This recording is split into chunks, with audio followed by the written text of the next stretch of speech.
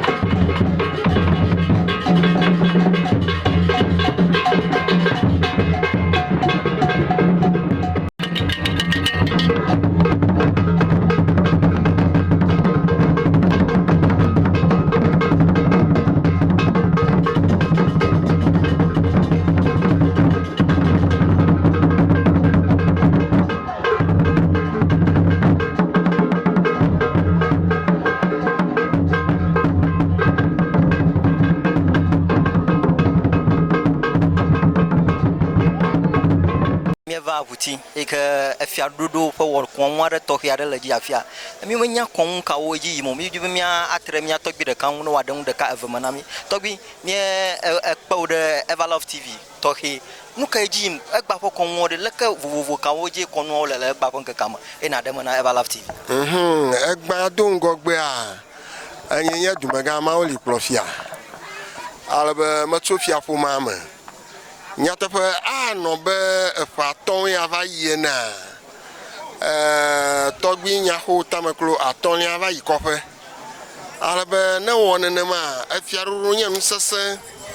alebe eye míewɔ ɖɔɖɔɖɔɖɔ eye míeɖi evɔa eva dzɔ bo le be míaɖo fia míele tsatsawo me nuwo me dzrom ʋuu alebe mlɛba míeva kpɔ ɖekakpui zazĩ aɖe tso Canada alebe ede sukue Ghana fia le St. John's Boarding School so afi ma eva yi ɖe Mfantsipim sukuxoxotɔ le Ghana so afi ma yo va yi ɖe sisɔm le Kitasco elabe dzi la yi be nenye ʋegbeadodoea so afi ma yo trɔ va yi ɖe University of Cape Coast ayo education ekpe yo certificate ava zu nufiala gã ta ava yi ɖe Botswana ayi ɖe Botswana anɔ fi ma nɔ nu fiam ʋuu tso afi ma va yi ɖe South Africa va yi ɖe Namibia yo va yi ɖe Canada alebe Canada ava zu police commissioner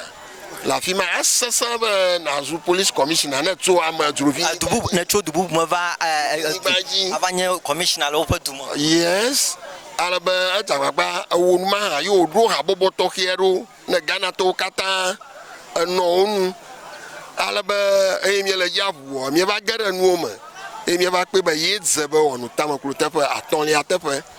ke míeto enuwo me ʋuu hafi eva xɔ fɔm le traditional council eye míefi le fɔm avɔ míeto yi ne aʋadadawo sign eto yi ne awɔmefia yi hã sign so afi ma míekpɛ be edze be míaɖui efia ne Tamaklo ƒoma ya ta egba anye dzidzɔ ne Tamaklo ƒoma kple aŋlɔ ʋalɔgowo katã elabe ye nye Miafiaga anye dzidzɔ ne aŋlɔ state katã. Akpe mi dzi be míase gɔme ɖeka eve fifia gbã nu ke míeva wɔ le ƒua ta kɔnua hema ɖe leke nu ka ƒe kɔnu wonye efiaɖoɖoa ele mamawo me vovovovovo egbãtɔ eye wònye menye yɔdo dzi fia wònye ɖo míele wo taa eye míeto nuwo me kekeke ye ŋutɔ lɔ ɖe dzi be yebe yeaɖu fia míesɔ be ƒome ne ye míeli ede exɔ gbã alebe anu exɔ me nkeke blavevɔ tɔ̃ ya ɖoɖo le nye nkeke blavevɔ ɖekɛ gake enu xɔ me nkeke blavevɔ etɔ̃ alebe tsɔfia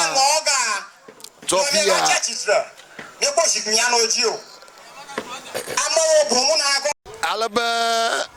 ƒuta yiyia enye fia ŋutɔŋutɔ ɖoɖo me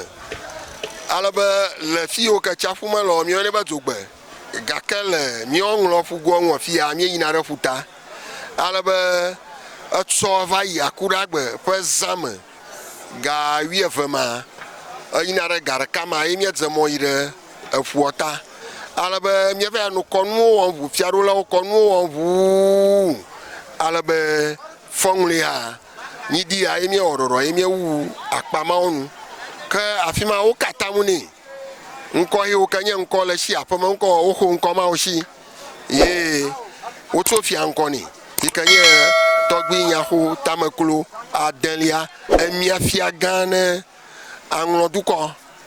menye Whuti dukɔ o aŋlɔ dukɔ dutabla tɔvɔ dea alebe efia vovovowo va nɔ anyi ekpo teƒe be wɔte ŋu o elabe amewo dzi ɖugɔ la efiawo dzi ɖugɔ la be yi nye Miafiaga eganye the paramount chief of aŋlɔ kome shime kple dzehe katã ta wɔna hã ewoe be amewo te nɔ ge ta wo katã wo ƒoƒu ɖe efiawo ƒoƒu ɖe ŋu be wɔna hã míewui wòdze fiato dze gato ta afi ma ye nye kɔnuɔ ŋutɔŋutɔ yi ke woxɔna wo katam ne efia le so afi ma ke míeva aƒe me wogade ge xɔ ŋkeke bla evevɔ ɖekɛ yake ta fia eyi ke o ge ɖe xɔme fia o ga fia nɔ ge ŋkeke bla evevɔ ɖekɛ ye o ga xɔme nɔ ge eye le kɔnuɔ nu gake mía ŋutɔwo míeɖui be ƒe bla ŋkeke bla evevɔ ɖekɛ ma míade ŋkeke via ɖe dzi wònye dzinuwɔwɔ ƒe nu tututua ye míahe ge ɖe go alebe míena he ge ɖe go le Hogbe Park le aŋlɔ afi ma aʋanuetɔwo katã wo ganyi nɔ gaga katam nɛ abe ale aʋanuetɔwo katã wova fia ekatam nɛ le eɖoɖo me ne ta nenema akpama ha yi na ema khama wenye de fiaruru tontonto obrona be hafi mi ayire akpama ayo katamu nevo avalogo ma tokata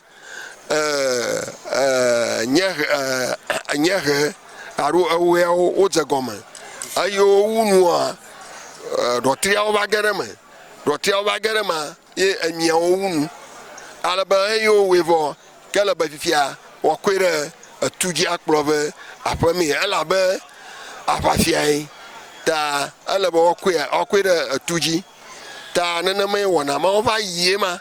alaba chi mi alaba ka mi ba ropama ayo ropama alaba o tsogbo to magba fiagere Papa yo no agbochum la fia oto yinya magbanto eger to agbo nkata wanya ba yina ekoje bo ato mafia machama na to ya o to fiaro meta ye o leba watsoma ta ayo to mavo mleba afi agbotaru o plogaru ya agbotaru o plero vo a alaba e die khonu makan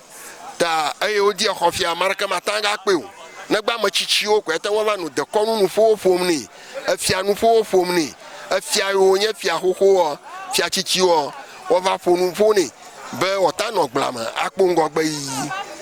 apa fifi la fia no ogero homa fia fuma no ga panga blood the blood vovode ke mananama ke abale na dem be na me chola nkaka blood vovode ke ma mi na ro gba choda no va ofia kwa afia ba zu afia gan odomotor kala akpa igoji mananama manya la akpa igojo yenya atsa avalogo yo la nglosia enya avalogo ometo ta emia kpaji akata na vajotsa o ma blikuna blikuma o ma na afia bo ha amagbosusu ime togela o na to amagbosusu ime o yira va ta emia avalogo vu ve dore avera panu to me ti ma oje oru ta fia adu fia kata va dore avera panu to mo kata akpa bana jagba opong na Everlove TV ne dan de ka eva ya mo ke na anwo duko be wanye nu yekoku de afiarodo fo wona ho ya afiarodo fo wona wa adzago mekple amachacha nenye be wochie amao abe amaichago la fiapo ma no nya la be fo manyai ma sha ma tuna ko ru afiadro nenye be fo ma o pe be adzore akai ji tututu le bo to fiala ke ameva meton o jimi anu mi akpom mi adome atsa mi anu akpe be gba menye nu fo wala o ma wu o ma kpo vevelia wo suku denyawo o nono ma yo kanenye be na do fo ma kata na nye be adu kata na nye be adu khama yo galankuran konwo ro li o pona mashi adi to ganye fiaru lao woli konwo gbona mabuno nya garu fiao khama o kata o ganarama na o pevo fiafi o gbona bo oke anyu o so be yo poma be orufia ka fo ma gbogbo ga be o nominate o haro chao na magba ala ba wo dakonu ka fo ma ganyi no ga dako na nya ba o re kan ha o gbogbo ga be fo ma kata dashiregia na nya ba o pe be ashida dare ye lievo ke fiafi mi fiaforero o regei agba alabe